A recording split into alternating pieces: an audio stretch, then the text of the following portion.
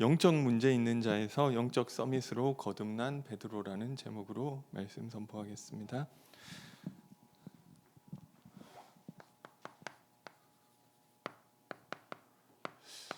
이 베드로 후서는 이 아주 보수 신학에서는 베드로가 썼다고 주장을 하고는 있는데요. 근데 지금 이제 여러 가지 면으로 봤을 때 이것을 베드로가 썼다고 보기는 조금 어려운 면이 있습니다. 그래서 쓰여진 단어들도 그렇고요.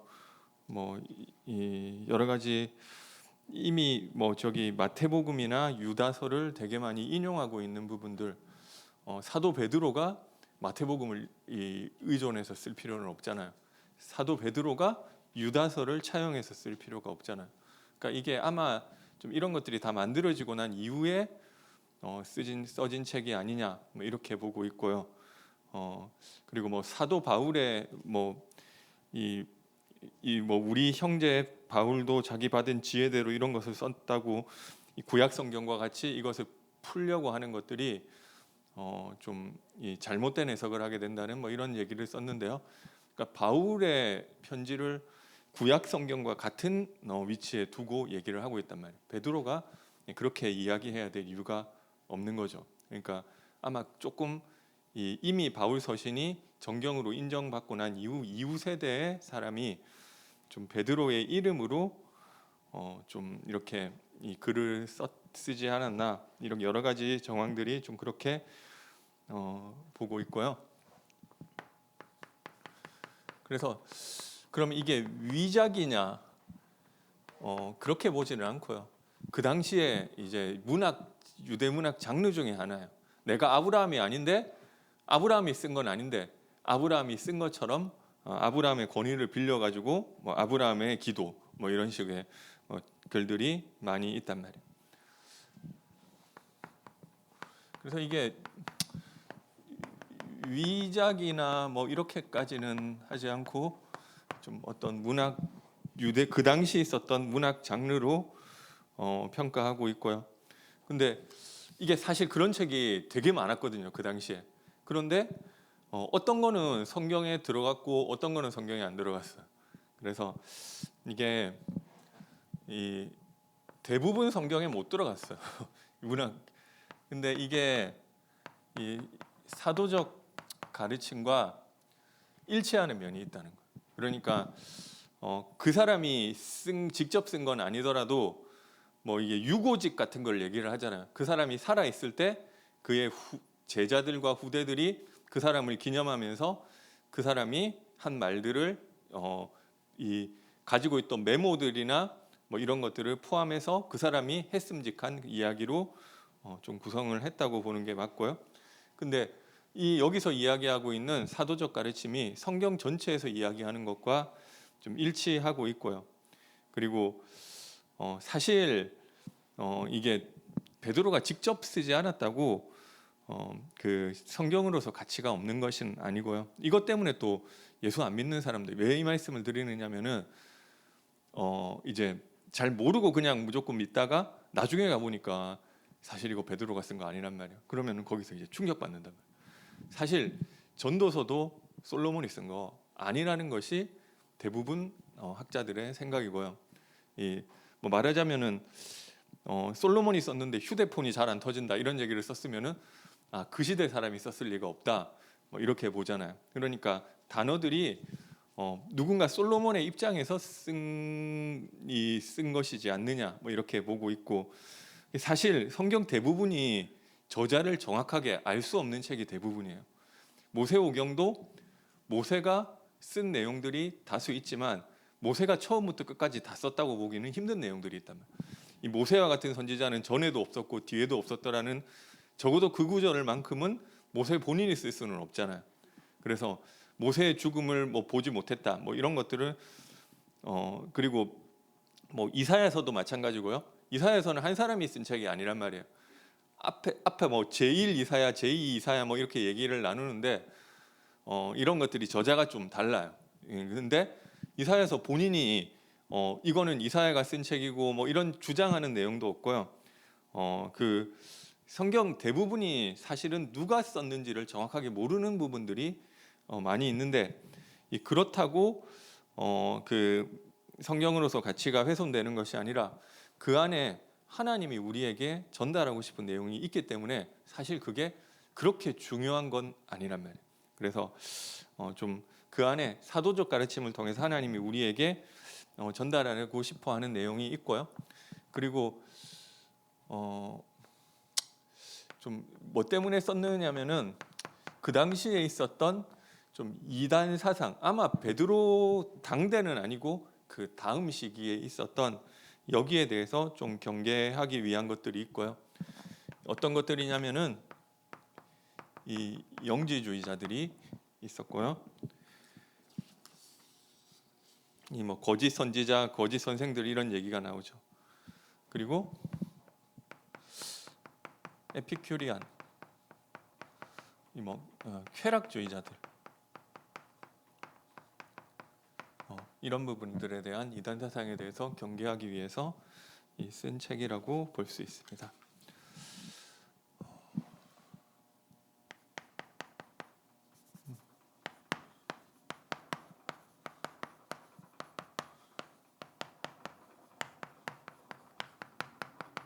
제가 며칠 전 그젠가 뭐 인터넷에서 어떤 뉴스를 봤는데요. 뭐가 있느냐면은 이게 어떤 사람이 김밥집에 가가지고 김밥을 주문을 한 거예요. 그래가지고 40줄을 주문을 했대요. 그럼 40줄이면은 좀 많잖아요. 그러니까 주인이 이제 막 신나가지고 이제 새벽부터 김밥을 싼 거예요. 그래가지고 오후 2시에 찾으러 오겠다고 했는데 이거 다 싸놨는데 찾으러 안 오는 거예요. 그래가지고 전화번호 받아놓은 대로 전화해 보니까 딴 사람이 받는 거예요. 그러니까 이게 큰 손해를 보잖아요. 다 버렸다고 막 뭐 그런 뭐 인터뷰하고 뭐 그러더라고요. 근데 그 이거를 뭐 그런 일은 참 그 사람 이상하네 하고 한 번 정도 있으면 됐었는데, 그 사람 활동 지역이 여기 뭐 송파, 강진 뭐 이 근처 동네더라고요. 그래가지고 그 거기만 그러는 게 아니라 그 옆집에 가가지고는 자기가 이거 뭐 얼마어치 다 구매할 테니까 준비해 놓으라고 하고 안 찾아가고 뭐 이런, 전화해 보니까 전화번호도 잘못되고, 그러니까 이런 것들이 너무 많이 있는 거예요. 그래가지고 이 사람을 주변 상인들이 이제 다 알고 경찰에서도 수사를 하고 하는데, 이걸 방송국에서 먼저 찾은 거예요. 그래서 MBC 방송국인지 뭐 어느 방송국인지 모르겠는데 방송국에서 찾아가가지고 누가 상인이 제보를 했어요. 이거 막 그 방송이 나가니까 그러니까 어쩌다 한 번, 두 번 하는 게 아니라 이게 계속 그렇게 하고 피해를 보는 거예요. 그래가지고 그 사람을 어디 딱 발견했다는 제보를 받고 방송국에서 나와가지고 그 사람을 이제 잡았는데 그 사람 도망가죠. 그래가지고 당신 이제 경찰에서도 수사하고 있고 지금 잠깐만 인터뷰를 좀 하자 해가지고 뭐 도망가는데 어떻게 따라가가지고 인터뷰를 했어요. 도대체 뭐 때문에 그러냐. 그래가지고 그 번호도 그 바뀐 번호로 그러니까 그 사람이 적어준 번호로 전화를 해보니까 그 어떤 여자가 받는데 자기는 전혀 모르는 일이고 그런 전화 수백 통도 더 받았대요. 이거 왜 안 찾아가느냐. 그래가지고 그 사람 만나가지고 잡아가지고 뭐 이렇게 어떻게 얘기를 해보니까 자기도 내가 왜 그런지 모르겠다고. 그 사람은 실직해가지고 지금 백수로 있더라고요. 그러니까 원래부터 실직자는 아니었었고 어떻게 뭐 직장을 그만둔 것 같은데, 그래가지고 자기도 가능한 안 하려고 하고 있다고. 그래서 이전보다는 좀 줄었는데 나도 내가 왜 그러는지 모르겠다 뭐 이런 얘기를 뭐 하더라고요. 그래서 이 자기도 안 하려고 하는, 그러니까 그 내용은 그 인터뷰 내용, 그러니까 뭐별 크게 중요한 그건 아닌데 자기도 안 하려고 하는데 뭔가 이게 나쁜 짓이라는 거는 아는데 자기도 모르게 하게 된다 이러더라고요. 이게 좀 영적 문제라는 것이 있다는 것입니다. 그래서 왜 그러냐면은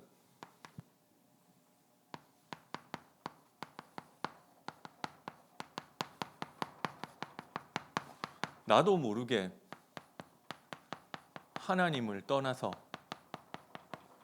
죄 가운데 빠져 사탄에게 붙잡혀 있는 것입니다. 그래서 그게 뭔가 이게 사람이 이게 나타나지는 부분들이 있어요. 그게 다 똑같지는 않단 말이에요. 그래서 어떤 사람들은 그거를 좀 개성이라고 이해를 해주기도 해요. 근데 어쨌든 하나님 떠나서 죄 가운데 빠져서 사탄에 붙잡혀서 나도 내가 모르는 일들을 자꾸만 하게 되는 거예요. 그래서 그게 이것을 그래서 그 사람은 결국 진짜 전화번호 받아보니까 원래 이제 모르는 여자한테 계속 전화가 갔는데 그 사람 전화번호랑 하나가 다르다 하더라고요. 그러니까 하나 다른 이름을 적어주고 한 거예요. 그러니까 좀 그리고 그냥 전화번호 받고 갔는데요. 근데 이게 자기 진짜 전화번호가 공개됐으니까 앞으로는 좀 조심하겠죠. 근데 이게 없어지느냐고요. 결국 다른 형태로 영적 문제가 또 나타나게 돼 있어요. 그래서 진짜 답은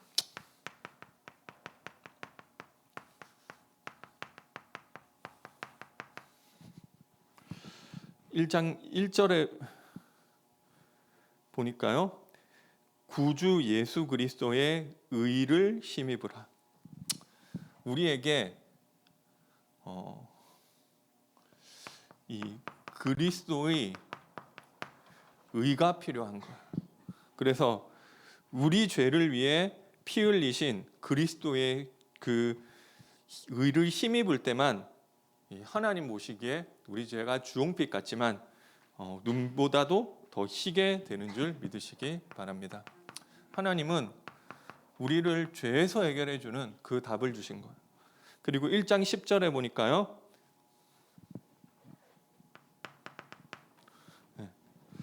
너희 부르심과 택하심을 굳게 하라.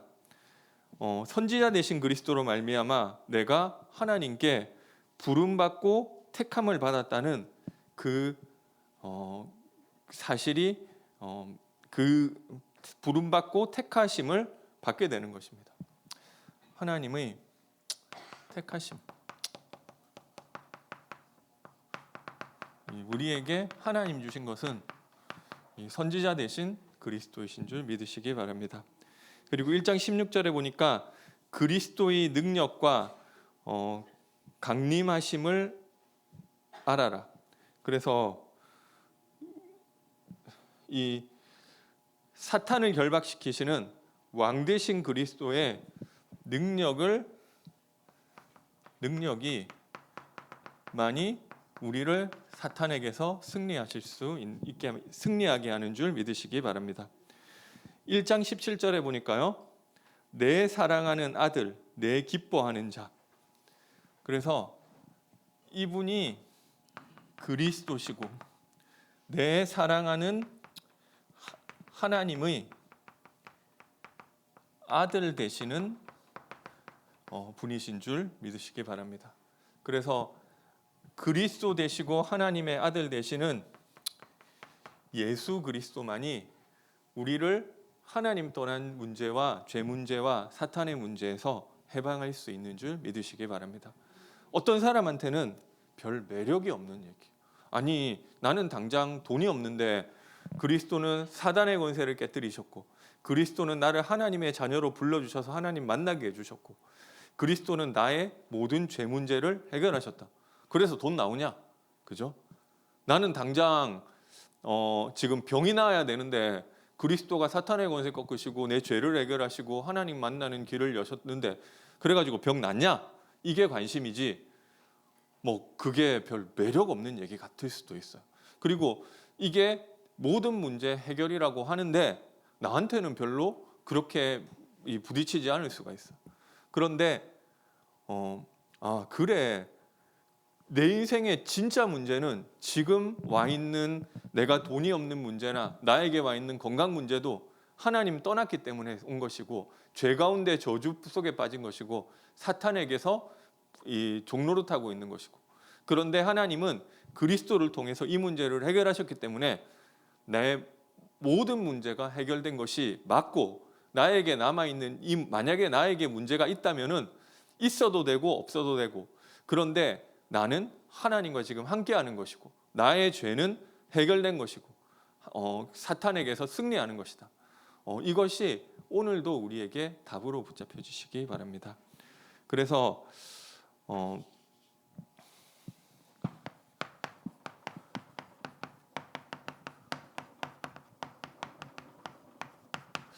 여기에 다른 답을 주는 것들이 있었어요.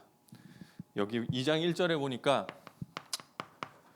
거짓 선지자라고 하고요. 거짓 선생들이라고 하는데요. 이 사람들이 지어낸 말로 우리를 미혹한다고 하였습니다.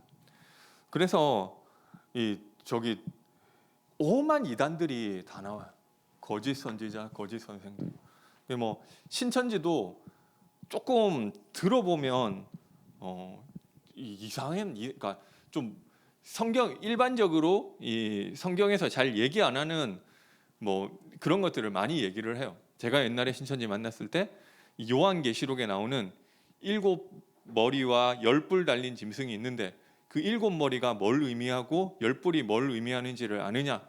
뭐 그런 거 일반 교회에서 잘 얘기를 안 하잖아요. 그리고 딱 그게 뭐라고 얘기하기 힘든 것도 있어요. 그런데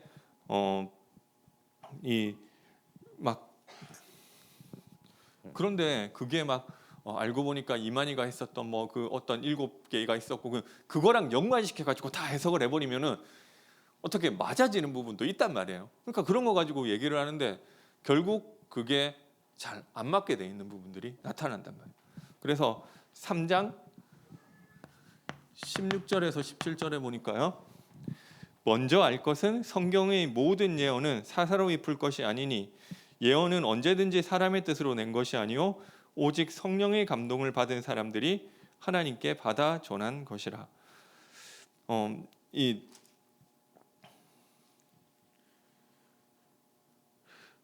그 중에 알기 어려운 것이 덜어 있는데 일부러 하나님이 잘 모르게끔 얘기해 놓은 것도 있단 말이에요. 근데 이것은 말하자면 그 교주하고 연관시켜 가지고 다 하는데 뭐 그 사람 인생 가운데 뭔가 7과 10이라는 숫자와 관계되는 부분들이 있을 수 있잖아요. 그럼 이게 그거다는 식으로 다 풀어버리는 거예요. 그래서 결국 억지로 풀다가 스스로 멸망에 이르느니라. 그래서 이게 결국 이게 이런 부분들을 지금도 우리를 미혹하고 있는 것입니다. 제가 지나가다가 오늘 이제 출근하면서 무슨 이제 또 다른 뉴스를 봤는데 무슨 뭐 이상한 종교가 뭐 또 있더라고, 이단이 있더라고요. 제가 좀 이해가 안 되는데 어떤 그 교주와 이제 성관계를 하는데요. 그러니까 뭐 이렇게 제가 보니까 왜 그러는지 모르겠어요.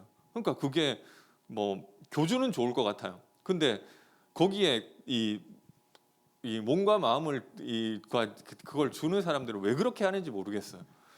근데 뭔가 있겠죠. 근데 지금도 그런 것들이 없다. 그게 뭐 건물도 제가 무슨 뭐 지나가다가 봐가지고 정확하게 잘 무슨 교인데 그 MBC 뭐 그쪽에서 또 취재를 갔더라고요.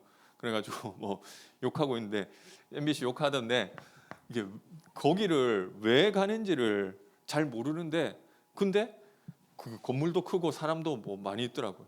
그래서 거짓 선지자, 거짓 선생들이 지금도 지어낸 말로 그 미혹을 하는데요. 그냥 잘 모르겠다고 하세요. 그리고 굳이 안 궁금하면 돼요. 그래서 나는 예수가 그리스도, 하나님의 아들 그리스도 그분으로 말미암아 생명 얻는 것이 성경 기록의 목적이고요. 성경 모든 것 다 알아야 되는 거 아니잖아요. 그래서 모르는 거는 그냥 모르는 걸로 넘어가면 되고요. 이게 아마 그 당시 있었던 이 거짓 이단 사상은 좀 영지주의 부분이 있었던 것 같아요. 그리고 육체를 따르는 것에 대해서 이야기하고 있는데요. 좀 이게 뭐 에피크로스 학파 뭐 그쪽의 영향을 받아서 그냥 2장 7절에 보니까 무법한 것과 음란한 행실, 그리고 2장 10절에는 육체를 따라 더러운 정욕 가운데서 행하는 것. 그리고 2장 15절에는 발람의 길. 이 발람은 사실 이 재물 때문에 모압 왕의 어떤 꾀임에 넘어가 가지고 아니라는 것을 알았지만 이스라엘을 저주하려고 했었던 그 거짓 선지자죠. 그래서 결국 이런 것들이 우리에게 사실은 영적 문제라는 게 있어요. 예수 믿어도 이런 부분들이 있단 말이에요. 거기에 대해서 사실 세상이 답을 못 준단 말이에요. 그런데 뭐 이상한 얘기를 하는 거예요. 그래서 근데 거기에 속아 넘어가는데 그 부분에 대해서 이 베드로후서에 대해서는 이 스스로 멸망에 이른다고 하고 있고요. 그래서 이런 것들로 우리를 해결할 수 없는 것들로 답인 것처럼 자꾸만 우리를 속이는 것입니다. 그래서 우리가 근데 하나님이 주신 답은 하나밖에 없어. 그리스도. 그 그리스도 대신 예수. 이 사실을 굳게 확신하게 되시기 바랍니다. 그거밖에 없단 말이에요. 이 누구나 영적 문제는 다 있을 수 있어요. 저도 마찬가지고 베드로도 마찬가지고. 이 베드로 이름이 이 반석이라는 뜻이고 원래 이름은 시몬이에요. 그런데 예수님이 이 베드로는 사실 별명처럼 붙여주셨는데 왜 베드로를 별명으로 붙여줬냐? 사실 제일 베드로가 안 어울리는 인물이니까 그 반대로 이름 별명을 붙여준 거예요. 맨날 이랬다가 저랬다가 내가 죽을지언정 주를 배신하지 않고 했다가 또 금방 3번이나 부인하고 그리고 막 물 위로 걸어가다가 또 금방 빠져들어가고 그리스도 고백했다가 또 인간의 일을 생각하면서 예수님께 야단맞고 이랬다가 저랬다가 예수님 부활하신 거 알았지만 나는 이제 그냥 더 이상 하고 싶지 않으니까 그냥 나는 갈릴리 내려가 가지고 고기나 잡고 그냥 살래. 그 부활하신 소식을 들었어요. 그렇지만 뭐 그만큼 했으면 나는 그냥 고기 잡고 그냥 밥이나 먹고 살 내가 무슨 뭐 예수님 제자라고 뭐 그랬다가 또 예수님 오니까 또 좋다고 막 이 물로 뛰어들고 이랬다가 저랬다가 어떨 때는 이렇고 어떨 때는 저렇고 그게 베드로. 근데 왜 예수님이 베드로는 무슨 뜻이냐면 반석이라는 뜻이란 말이에요. 반석은 이제 흔들리지 않는 거. 이 건물을 지을 때 반석 위에 지어야지. 뭐 요즘은 모르겠어요. 근데 전통적으로 큰 반석 위에 지어야지 이 건물이 흔들리지가 않는데. 근데 베드로 하는 걸 보면 딱 반대란 말이에요. 그런데 예수님이 별명을 베드로라고 지었어요. 왜 그랬을까? 뭐 예수님 뭐 미래를 보고 그렇게 하신 것도 있겠지만 처음 만날 때부터 베드로 처음 만났을 때 예수님 뭐라고 하셨느냐면은 내가 요한의 아들 시몬이니 장차 게바라 하리라. 게바는 아람어인데 베드로라는 뜻이에요. 처음 만났을 때부터 앞으로 너는 베드로로 이름할 것이다. 그런데 이게 사실 제일 반대되는 얘기예요. 이 사람이 가진 장점을 가지고 별명을 짓는 경우도 있고 딱 반대되는 제가 기도 수첩 메시지 지난주인가 들어보니까 류 목사님이 오럴 로버츠 얘기를 하더라고요.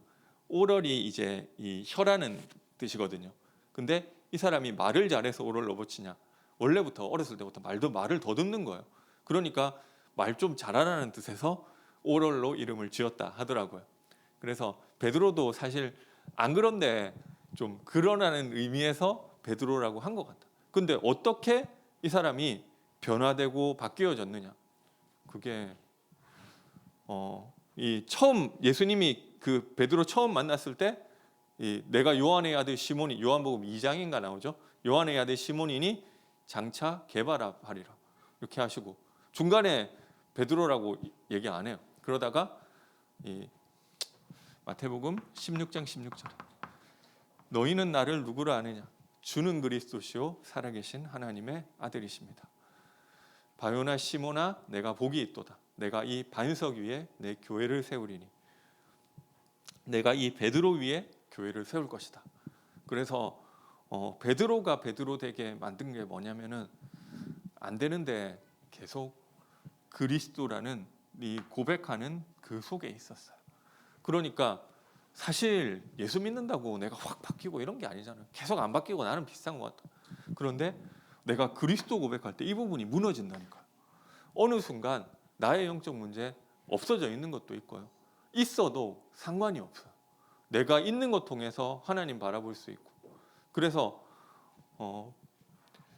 하나님이 오늘도 우리에게 주신 답은 그리스도인 줄 믿으시기 바랍니다. 뭐 다른 게 저도 그랬어요. 이 신앙생활을 하는데 저는 뭔가 이게 뭐 원하는 게 있는데 그게 잘 안 되는 것 같은 거예요. 그러니까 뭐 좀 신앙생활 고민해 보신 분들은 옛날에 다 하셨겠지만 여러 가지를 되게 많이 해요. 금식 많이 해. 뭐 저도 막 고등학생 때 다 찾아가 봤어요. 무슨 뭐 선교 단체 뭐 이런 훈련, 뭐 무슨 제자 훈련 뭐 이런 거 이렇게 막 받고 했는데 왜 그랬냐면은 뭔가 이게 어떻게 보면 성경에 나오는 이 나의 영적 문제를 넘어서 변화되고 싶어서 그렇게 했던 것 같아. 근데 막 그렇게 시원한 게 막 이게 세 번 그렇게 이거다 하는 게 없더라고요. 근데 다 아는 것 같은데 우리 다락방에서 그리스도 얘기를 하는데 나 안다고 생각했는데 여기 내가 이거를 그냥 대충 알아서 그랬던 거 아니냐 생각이 들더라고요. 그래서 딴 거 없어요. 그리스도 안에서 우리가 승부를 보게 되시기 바랍니다.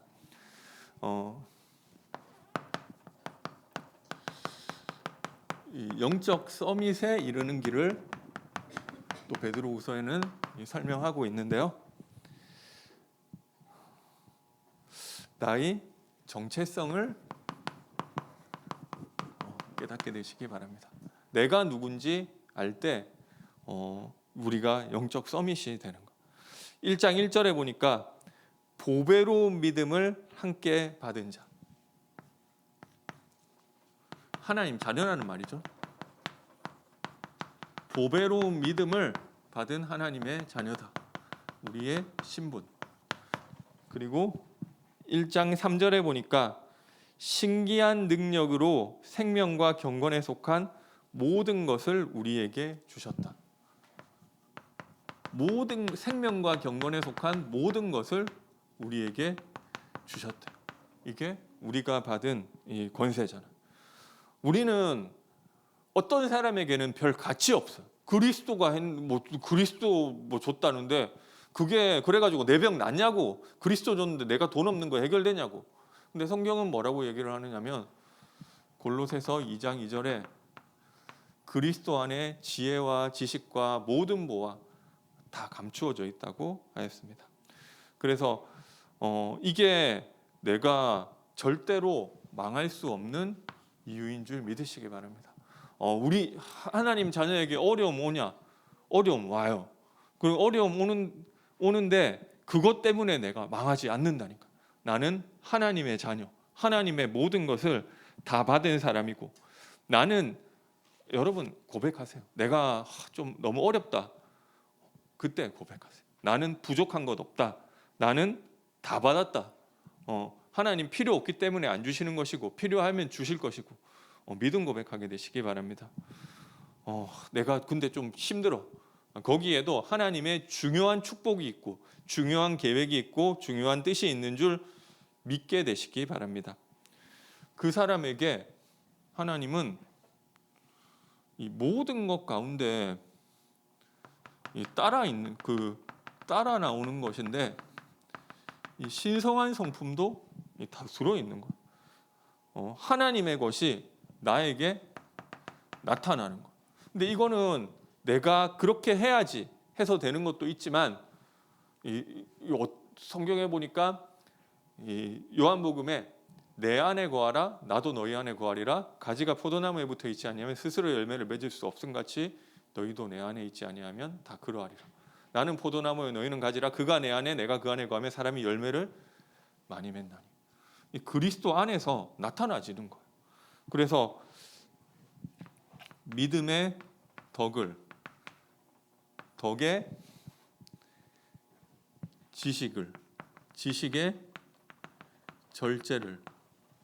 절제에 인내에 경건에 형제 우애와 사랑이 나타나는 거예요. 이게 신성한 성품이라는 것은 나에게서 만들어져 나오는 게 아니고요. 하나님과 함께를 누릴 때, 그리스도 붙잡을 때 내가 그런 사람이 되어 있는 거예요. 제가 진짜 좀 그런데 옛날에 뭐 너 이랬다더라 막 그 초등학교 때 뭐 이런 얘기 들으면은 진짜 깜짝 놀랄 때가 있어. 아 내가 진짜 그랬나? 아 되게 이기적이네. 그래 좀 제가 내가 한 건데 막 내가 그랬다는 걸 인정하기가 너무 그렇게 했을까 좀 이런 때가 있다니까요. 근데 이게 지금 생각할 왜 그런 짓을 했지? 뭐 이런 거 있잖아. 근데 이게 어떻게 보면 내가 그 얘기 들을 때 내가 놀란다는 거는 지금은 조금 바뀌었다는 거잖아. 뭐 확 바뀐 건 아닌 것 같은데 어쨌든 이게 나도 그냥 이게 내가 막 야단 맞아도 그 어렸을 때 되게 야단 많이 맞았거든요. 왜 이렇게 못됐냐고 막 그 엄마한테 막 야단 맞고 그래도 잘 안 바뀌더라고요. 근데 이게 결국 그리스도 안에 있다는 것이 나도 모르게 굳이 그거 가지고 싸움할 필요가 없는 거예요. 그러니까 좀 이런 것들이 나타나게 될 줄 믿습니다. 그래서 이것을 1장 10절에 확신하게 되시기 바랍니다. 부르심과 택하심을 굳게 하라. 이게 아는 거 정도로 안 되고요. 딱 확신해야 능력 나타나는 거예요. 믿음이 100% 되는 게 확신인데 결국 내가 이런 사람이란 말이에요. 그런데 내가 누군지를 모르면은 뭐 왕자와 거지 얘기 있잖아요. 이 거지가 왕자 신분을 얻었는데도 거기에 대한 확신이 없으니까 똑같이 구걸해야 되는 거예요. 그래서 뭐 성경에 보니까 야곱이 분명히 어렸을 때 그 큰 자가 어린 자를 섬겨야 되리라 하나님의 언약의 계보 아브라함에게 약속하셨던 천하 만민이 복을 얻고 내 씨가 내 씨로 말미암아 바다의 모래와 같이 하리라. 이 약속이 자기한테 나타날 수밖에 없는 사람인데도 이 형을 보니까 두려워하잖아. 내가 어디로 가든지 너와 함께 있고 내가 너에게 원한 것을 마치기 전까지는 결코 너를 떠나지 아니하리라.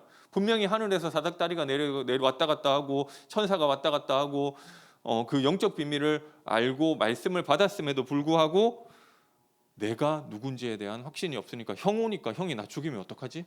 너무 두려워하잖아. 그리고 막 라반이라는 사람한테 또 막 괴롭힘 당하기도 하고. 하나님은 결국 자기가 누군지 모르니까 계속 흔들리는데 뭐 여러 가지 흔들리는 거는 하나님 결국 내가 누군지 너 그것 때문에 멸망받을 사람이 아니야 깨닫게 해주시는 거.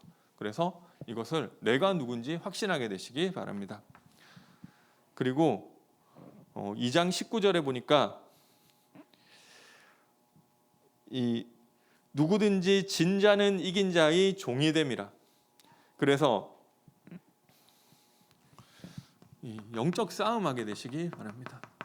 우리에게 옛날에 복음이면 다 끝났어 이게 맞는데요. 이 말이 한 끗 차이라니까요. 어떻게든 이 육체가 편한 쪽으로 이용하려는 사람들은 그렇기 때문에 나는 이제 더 이상 이 뭐 이게 막 기도 뭐 내가 억지로 기도할 필요도 없고 뭐 공부할 필요도 없고 내가 뭐 힘든 거는 다 안 해도 되고 그게 누리는 거고 뭐 이런 식으로 얘기했던 적도 있었단 말이에요. 그런데 이 성경에서 이야기하는 것은 나의 영적 문제와 이게 영적인 원인인 줄 알았다고 하면은 그동안 나한테 쫙 뿌리 내려 있단 말이에요. 그것과 영적 싸움하라는 거예요. 안 그러면은 누구든지 진 자는 이긴 자의 종이 되는 하나님 자녀인데도 어떻게 보면 내가 가진 그 부분에 계속 종으로 살 수밖에 없는 것입니다. 그래서 이거를 비슷한 얘기예요. 그러면은 내가 그거 가운데 안 하려고 악을 쓰고 참고 막 옛날에 제가 그런 생각도 했다니까. 진짜 막 송곳 가지고 막 허벅지 찌르고 안 되니까 그렇게 뭔가 그렇게 하라는 얘기가 아니고요. 영적 싸움 하라는 거예요. 내 힘으로 하는 것이 아니라 갈라디아서 5장에 보니까 성령의 소욕을 따르면 육체의 욕심을 이루지 않는다고. 그래서 이 그리스도 안으로 들어가는 그 싸움을 하게 되시기 바랍니다. 그리스도 붙잡고 영적 싸움 하시면 되는 거예요. 그리고 마지막으로 이 재림 신앙을 붙잡게 되시기 바랍니다. 여기 보니까 조롱하는 자들이 있었대요. 3장 3절. 아유, 예수님 온다더니 안 오네. 그런 거 있잖아요. 예수님 언제 오냐? 그런데 사도행전 1장 7절에 때와 기한은 아버지께서 자기 권세에 두셨으니 너희가 알 바 아니다. 왜 빨리 안 오느냐? 그러면 근데 왜 빨리 온다고 해놓고 빨리 안 오느냐? 3장 9절에 보니까요. 주의 약속은 어떤 이들이 더디다고 생각하는 것 같이 더딘 것이 아니라 오직 주께서는 너희를 대하여 오래 참으사 아무도 멸망하지 아니하고 다 회개에 이르기까지를 원하신다. 그래서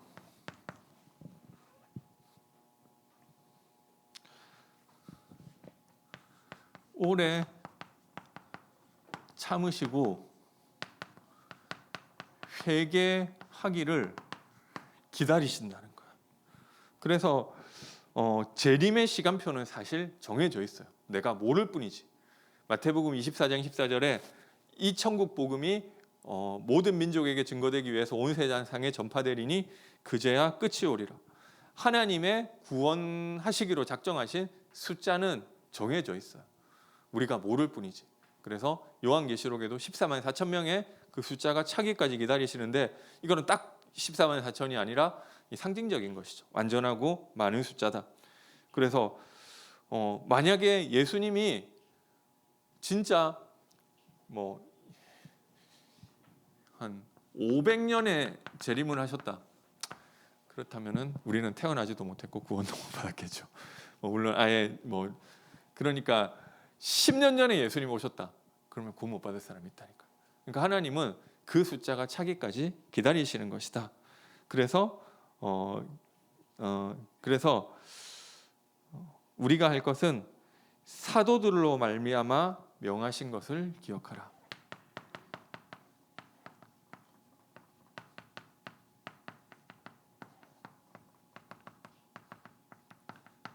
사도들에게 무슨 명을 하셨냐? 많이 있겠죠. 그렇지만 제일 제가 생각나는 것은 모든 민족, 만민, 땅끝. 그래서 그리스도 곧 오신다. 그래서 그걸 가지고 내 인생을 올인하고 전도 운동에 이 방향 맞추게 되시기 바랍니다. 2장 3절에는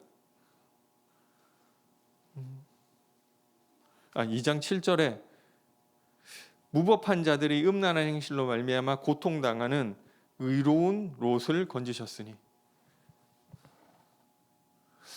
근데 이게 그때도 얘기했지만 롯이 의로운 행동한 거 하나도 없어요. 성경에 보면. 그러니까 굳이 조금이라도 의로운 행동이라고 하면은 천사들을 이제 어떤 이 마을 사람들이, 소돔과 고모라 사람들이 좀 강간을 하려고 하니까 차라리 내 딸 줄게, 얘 건드리지 말라고. 그게 뭐 좀 의로운지는 모르겠는데 뭐 굳이 조금이라도 끼워 맞추려면 그거밖에 없고. 그 다음에 롯 행적이 그래요. 그 아브라함이 가자고 하니까 뭐 그래, 그 친척이니까 같이 갈게 해서 같이 나와준 거. 뭐 그게 의로운 거로 볼 수는 없잖아. 그리고 이제 좀 재산 불어나니까 아브라함하고 재산 분쟁 좀 하다가 그냥 따로 찢어지자. 소돔과 고모라 찢어진 거. 그 다음에 소돔과 고모라에서 뭐 이렇게 하고, 그 다음에 또 본인도 모르게 부지 중에 이제 딸들과 관계를 해서 이제 또 아기 낳고, 그리고 뭐 별로 없어요. 근데 베드로후서 2장 7절에는 의로운 롯, 뭐 의로운 게 있다고 의로운 롯이에요. 뭐 한 게 없단 말이에요, 롯이. 근데 왜 거기 2장 8절에 이유가 있는데요. 이는 이 의인이 그들 중에 거하여 날마다 저 불법한 행실을 보고 들으므로 그 의로운 심령이 상함이라. 롯에 대해서 평가해주고 있는 것은 베드로후서밖에 없습니다. 그래서 하나님 이거 성경으로 만드셨는데요. 사실 롯이 뭐 복음 전한 거 이런 거 없어요. 근데 마음으로 현장을 보면서 하나님의 심정을 가진 거예요. 아, 소돔과 고모라에서 저게 아닌데, 저 사람들의 영적 문제가 그리스도로 해결되는 건데, 근데 저 사람들은 이 그리스도도 안 받고 계속 저 가운데 있고, 그거 가운데 그거 생각하고 단식하고 심령이 상했대요. 그런데 성경은 뭐라고 롯을 평가하느냐? 의로운 롯. 그래서 우리가 전도를 못 하더라도요, 이 전도자의 삶을 사시면 되는 것입니다. 하나님과 심정이 통하시면 돼요. 그리고 전도가 안 되더라도 전도를 여러분이 마음에 담으시면 되는 거. 어떤 사람은 이제 이제 우리 대학부에 보니까 저기 이제 입시생들이 고3, 중고등부에도 있겠죠. 입시생들이 고3이 있고 또 재수생들이 있단 말이에요. 이제 보니까 9월이고 올해 수능이 뭐 보통 11월에 봤으니까 올해도 11월에 오겠죠. 그러니까 2달밖에 안 남았단 말이에요. 근데 뭔가 이 사람이 막 나가서 전도하고, 꼭 뭐 그렇게 해도 되는데 꼭 안 그래도 돼요. 전도의 중심을 가지고 내 학업이 세계복음화에 쓰임받게 해달라고 공부하시면 되는 거예요. 그리고 뭔가 내가 꼭 나가서 뭐 전도하고 안 하더라도 내 삶을 살면서 나의 중심이 하나님과 통하면 되는 거예요. 그래서 그거 그냥 이 마지막 때 우리가 어떻게 영적 서밋에 응답받을 것이, 나의 정체성을 확신하고, 그리고 나의 영적 문제 내버려 두지 말고 영적 싸움하고 이 재림신앙 가지고 이 전도의 방향 맞추는 것, 그리고 전도자의 삶을 살면 되는 것입니다. 결론 말씀드리겠습니다. 이번 주일에 이번 금요일부터 이제 명절 연휴 시작되는데 명절 캠프로 응답받게 되시기 바랍니다.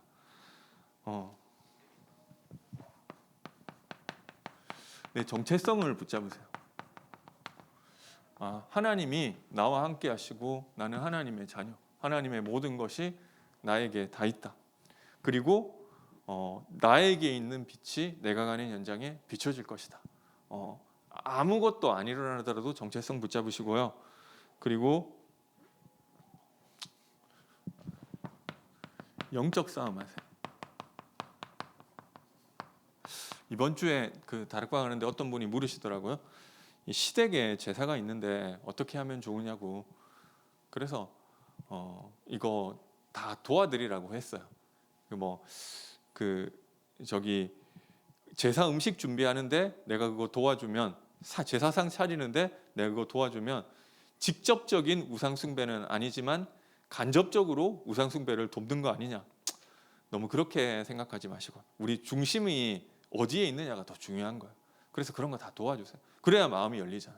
뭐 하는데 남들은 바쁜데 나는 이런 거 안 해라고 싹 빠져 있으면은 복음 전해지기가 어려워요. 그래서 다 도와주시고, 절해야 되면 같이 절하지 마시고, 나 하나님 자녀고, 나 하나님 자녀이기 때문에 난 하나님 믿어야지, 하나님 섬겨야지. 내가 여기 하나님 자녀인데 여기 절하면은 나도 손해고 우리 집도 손해고 다 손해다. 나는 하나님 자녀 됐으니까 하나님께 기도하는 게 나도 살고 우리 집도 사는 길이다.